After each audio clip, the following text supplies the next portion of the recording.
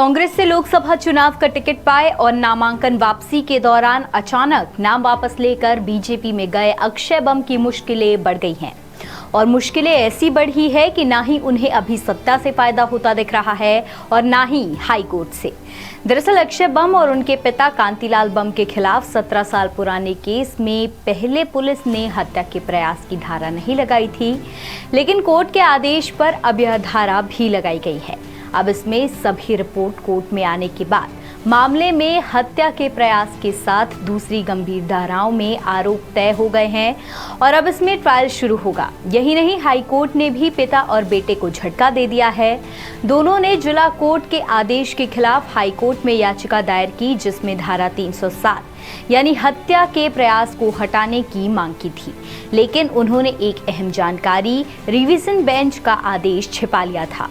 यूनुस पटेल के वकील मुकेश कुमावत ने यह खुलासा किया। इसके बाद बम के वकील ने याचिका वापस लेकर नई याचिका दायर करने की मांग की, लेकिन हाईकोर्ट ने उसे खारिज कर दिया। अब जिला कोर्ट में उनके खिलाफ आरोप तय हो गए हैं और ट्रायल शुरू होगा। आपको बता दें कि यह मामला 4 अक्टूबर 2007 का यानी करीब 17 साल पुराना है, जब कांतिलाल बम और उनके बेटे अक्षय बम ने यूनुस पटेल की जमीन पर कब्जा करने की कोशिश की थी। कांतिलाल ने जमीन खरीदने का सौदा किया था, लेकिन पूरी राशि नहीं दी थी। 4 अक्टूबर को जब यूनुस अपनी फसल काट रहे थे, कांतिलाल और अक्षय बम दूसरे लोगों के साथ पहुंचे। उन्होंने यूनुस के कर्मचारियों को पीटा और फसल में आग लगा दी। यूनुस को इलाज के लिए अस्पताल जाना पड़ा, लेकिन फिर से खबर मिली कि आरोपी फिर से कब्जा करने आए हैं। यूनुस ने वहां जाकर खुद को बचाया, लेकिन आरोपियों ने उसे जान से मारने की धमकी दी। अब इस मामले में ट्रायल शुरू हो रहा है।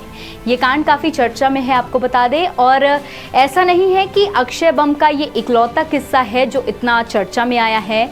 अक्षय की हेलोइन पार्टी, जिसका खुलासा द सूत्र ने ही किया था, इससे भी अक्षय बम विवादों में घिरे थे और लोकसभा चुनाव में अक्षय का कारनामा किसी से छुपाए नहीं छुपा है।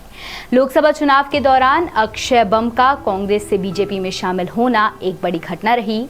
पहले उन्होंने कांग्रेस से टिकट लिया और प्रचार भी शुरू किया, फिर अचानक नाम वापसी कर सुबह निर्वाचन अधिकारी के सामने पहुंचकर उन्होंने बीजेपी ज्वाइन कर ली। मंत्री कैलाश विजयवर्गीय के साथ एक फोटो भी ट्वीट हुई और उसी दिन अक्षय बम बीजेपी के दफ्तर में शामिल हो गए। खैर, अब अक्षय बम की मुश्किलें कम होंगी ऐसा हमें तो नहीं लग रहा है। हम आप तक तमाम अपडेट्स पहुंचाते रहेंगे। ये खबर हमारे विशेष संवाददाता संजय गुप्ता इंदौर से लेकर आए थे। आप बने रहिए हमारे साथ और देखते रहिए द सूत्र। नमस्कार।